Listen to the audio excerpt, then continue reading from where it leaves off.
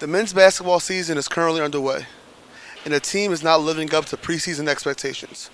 With a 9-9 record and a 6-5 conference record, the team sees themselves in 6th place in the conference. Sophomore guard Kay McGovern spoke with us about the team's passion, their drive, and their will to get better. Welcome to Cabrini's second annual Duke Blue Night, where both the men's and women's basketball teams are in action.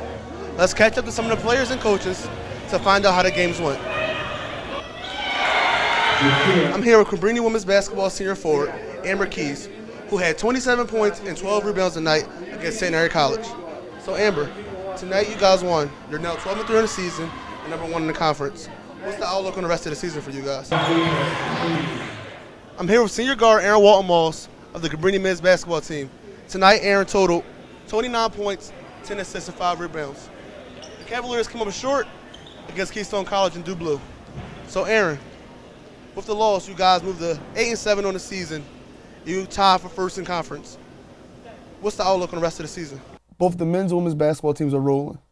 On the men's side, as always, Aaron Walton-Moss is outstanding. He's running through the conference and he's running through the nation.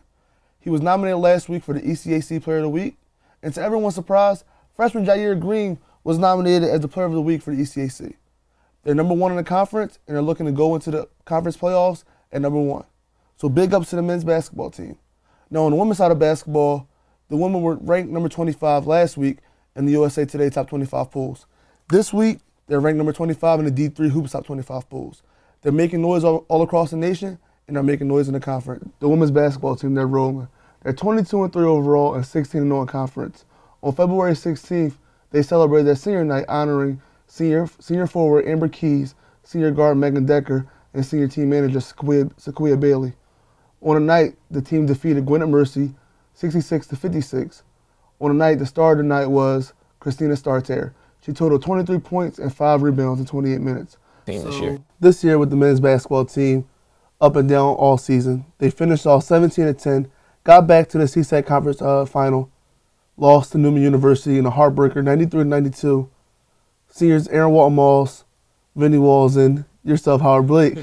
You guys will all be missed, but hopefully the team can return to prominence next year with a young cast. They should be fine next year. Like you said, there's been a lot of upsets. As always, March Madness, bracket busting losses for teams.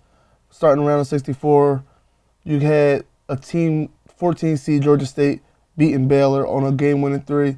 You had favorite Iowa State going down to UAB, but the big surprise came in the round of 32 when local team Villanova Wildcats, who's number 1 seed, they lost to NC State, who's a number 8 seed. So there's always, you know, those Cinderella stories. There's no telling what would have happened if he got the ball. Maybe he gets the ball, he gets stopped, he gets stuffed 3 times in a row, or he gets the ball and he fumbles. There's no telling what could happen. You just gotta agree with the head coach with his decision. Some might not agree, some may agree. Players don't agree, but some players do agree. It's just that in the heat of that moment, you get the ball to your best players. In any sport, you get the ball to the guy that makes the plays. And Russell Wilson makes the plays for the Seattle Seahawks. From what we know and what the organization is telling us, it seems that Chip Kelly's a madman. He's getting rid of his top guys for next to nothing. He traded Nick Foles for Sam Bradford, who's been hurt since he's been in the NFL. He traded LaShawn McCoy, who's arguably the second best running back in the NFL, or the best running back in the NFL, for a linebacker who missed all of last season. And he let his star receiver walk for nothing. So, I mean, right now the moves by Kelly are looking very bleak, but he could arguably be a mad genius if it works out. If it doesn't work out, Kelly will be getting shipped off to Bowling Green. My guy is in it, Kyrie Irving, 2013 three-point contest champion, shooting 41% from the three-point line, 47% from the field. Kyrie Irving, outstanding. I was waiting for it. I was waiting for you to bring this up. Yeah, like you said, Steph Curry defeated Kyrie Irving in the finals with a crazy score of 27. Steph Curry won 13 straight at one point. I mean, it's pretty tough to beat 27 points in a three-point contest. Kyrie Irving had 23 his first round, 17 his second round. You would think that's enough to win, but not when you're going up against Steph Curry. This playoffs hasn't disappointed at all. There's been many headlines from Cleveland's Kevin Love getting injured for the rest of the playoffs by the Boston Celtics' Kelly Olynyk. Kyrie Irving, who's been going crazy for the Cavaliers. And then on the Western Conference side, you got Steph Curry sweeping the Pelicans, and he's putting the team on his back. Big shot after big shot. This playoffs has not disappointed at all.